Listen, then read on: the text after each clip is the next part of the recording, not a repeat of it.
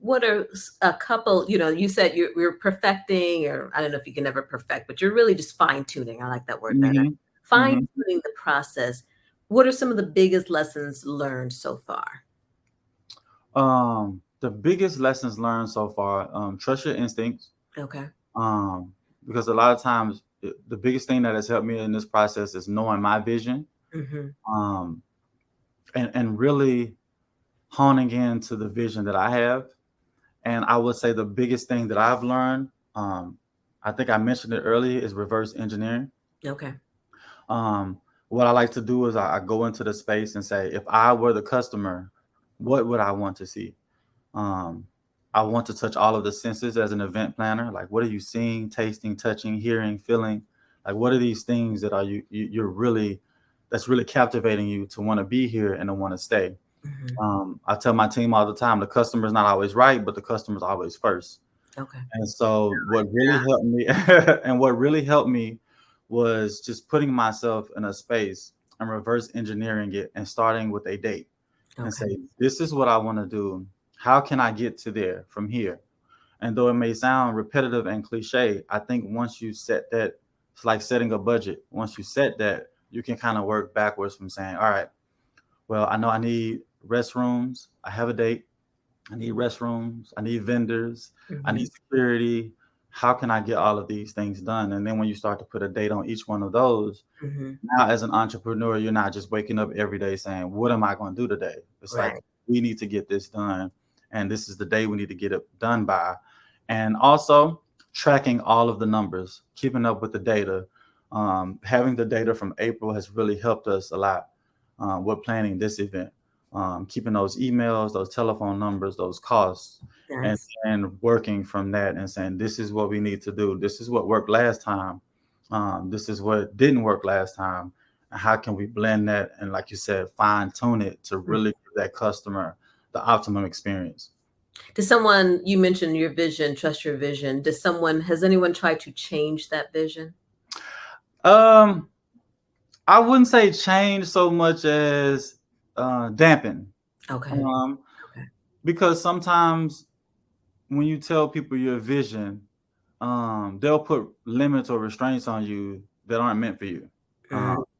they can't see what you can see because it's not their vision. Mm-hmm. And even those that mean well to you, when I set a date, a lot of things weren't going the right way in November.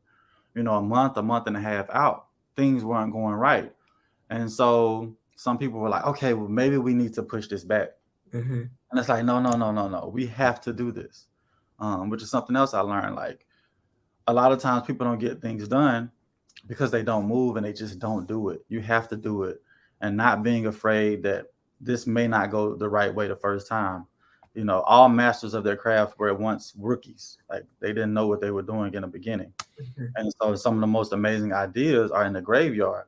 And so what I really want to do is to be able to die empty and get all of those ideas out, whether it be with my own event or consulting with somebody else or teaching basketball, to really be able to get all of those ideas out and not allow anyone to say, hey, I don't think you should do this, or this isn't the time for you to do this, or that's going to cost you too much money, or you're paying too much money for this, or this flyer doesn't look right, or you Right. shouldn't do this. It's like, no, this is my vision. And if you want to be a part of it, Mm-hmm. this is how I want you to help me. And I'm going to always listen to the customer. I'm going to always listen to my team.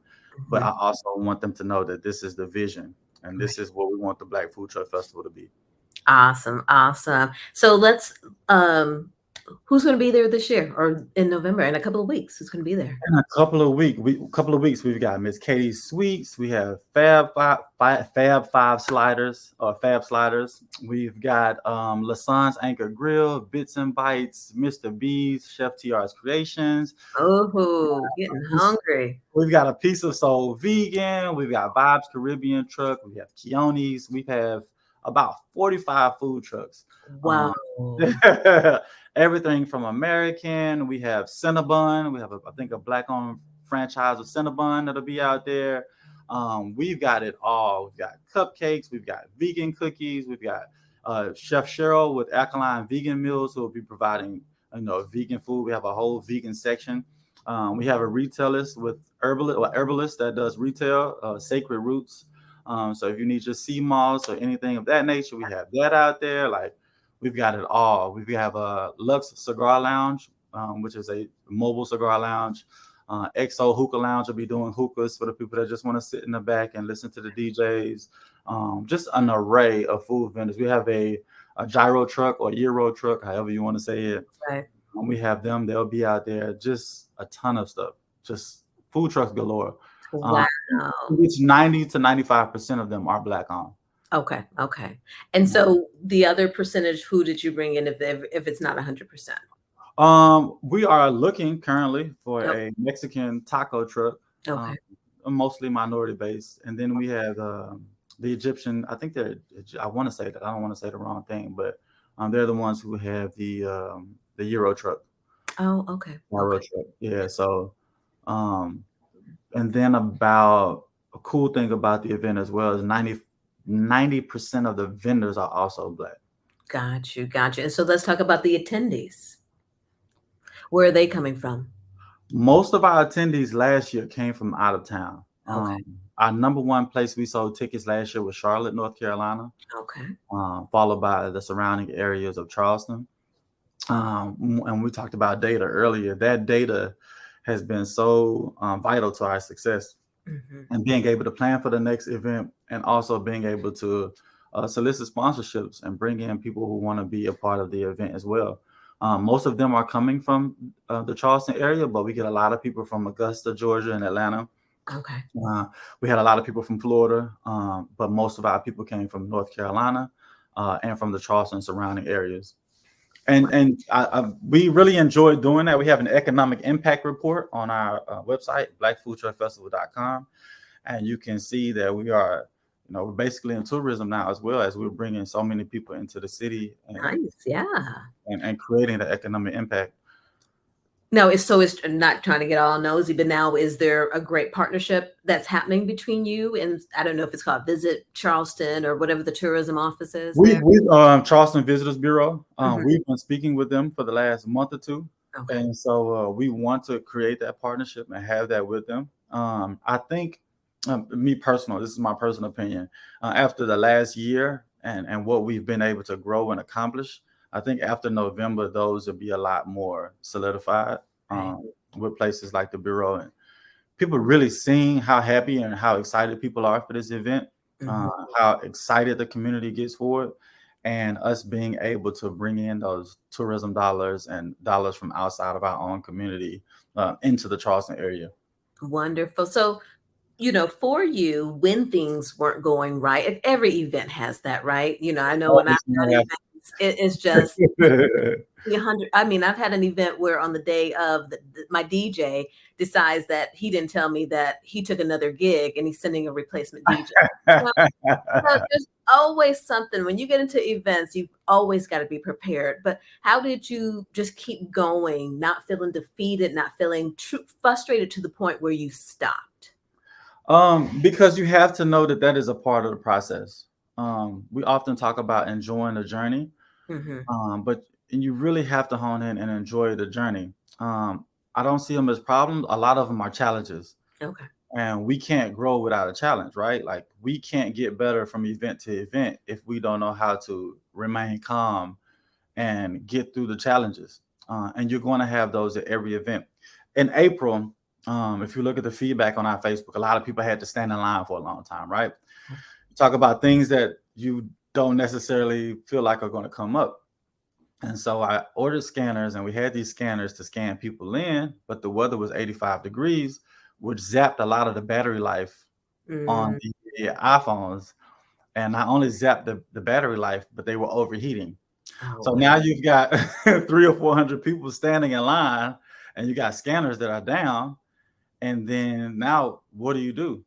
And so you have to remain calm and say, all right, what's going to be our solution? Okay, everybody has the Eventbrite app. Let's get our phones out and we're all going to stand in line and we're just going to get these people through the gate as fast as possible. Right. And so when you have things like that, now you are prepared and know that there's going to be a challenge at some point when you're trying to be the best or when you're trying to be very successful, but you cannot grow without a challenge. If it's easy, everybody would be able to do it. And those things that don't challenge you, they don't grow you. Nice, nice. So I know we've got to get through this event, but and then you'll reassess, right, for the Huh? next one. But is there anything, looking ahead, anything else you envision adding on? Oh, absolutely. We want we want to make it an all-encompassing weekend. Okay. Maybe an extra day or two. Um, I love what we're doing to be able to have local artists, but if we can get a major artist to come in and headline the event, we're going to be doing this event semi-annually.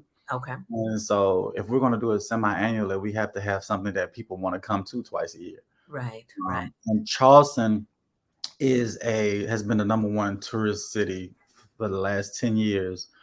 And so, but who is it the number one city for? And so what we want to do is we envision bringing Black people from all over the world Nice. coming in to enjoy Charleston and enjoying the culture here that is created by us and that is for us.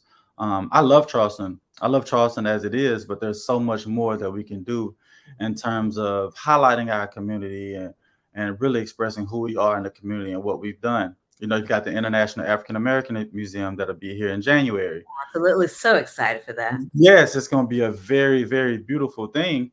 Mhm. And so, but outside of that International African American Museum, where are these tourists who want to be a part of that, especially those who look like yourself and me? Where else do they want to go? Right. We don't own many things near the International African American Museum in downtown Charleston. How can we build? How can we use the Black Food Truck Festival as a foundation to really serve the community and to really get people to learning about not only Charleston history, but their history and their lineage and how it correlates and directly correlates with Charleston and the diaspora. Okay. Awesome. Awesome. Well, let's hear it again. What are the dates for November for this year coming up? The dates for the Black Food Truck Festival Fall 2022 are November 19th and November 20th, Saturday and Sunday. Doors open at 11:30 to 6 p.m. VIP tickets get you in an hour early if you want to experience the food trucks and get your 2 tickets for a couple free drinks. You can find those tickets at blackfoodtruckfestival.com. And we really, really look forward to seeing all of the beautiful smiling faces.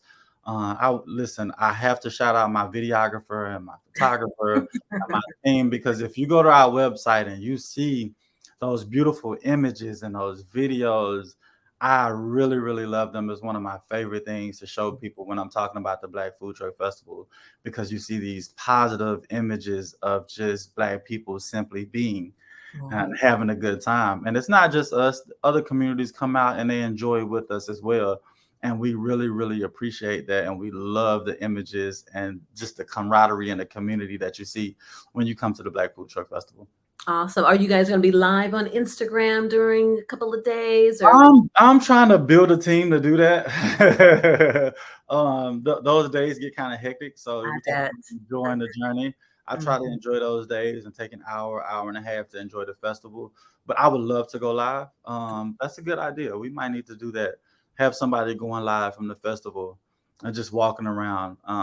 I was surprised about a month ago. I don't know what took me so long. I went on TikTok and just typed in Black Food Truck Festival, Mhm. and all of these videos from the festival just popped up. In So someone April. beat you to it, huh? Yeah, I'm not even on TikTok. I just went on TikTok and was like, let me see what the people were talking about. And Mhm. so we really, really, really hope that a lot of people come out and enjoy themselves. We've heard you, we've listened to you. We know that the lines can get long. We're trying our best.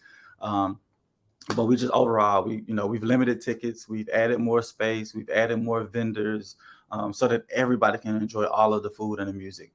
Awesome. Well, Marcus, thank you for chatting with me today. This is wonderful what you're doing and just bringing it all together. And I've never been to Charleston yet. So Yep. this just gives me another reason to make sure that it is escalated up my travel. And don't hesitate to reach out. I've developed a spreadsheet of where to go and things to do and where to eat in Charleston, because friends Okay. ask me all the time. So very welcoming city, beautiful city. You'll absolutely love it when you come down. Awesome, awesome. Well, thank you again, Thank and you. best of luck with the event. I know it's gonna be fabulous. Yes, ma'am. I'll send you some videos. And I'm Cherie Williams. Thank you for listening to another episode of Diaspora Food Stories. Until the next one, be safe, be blessed.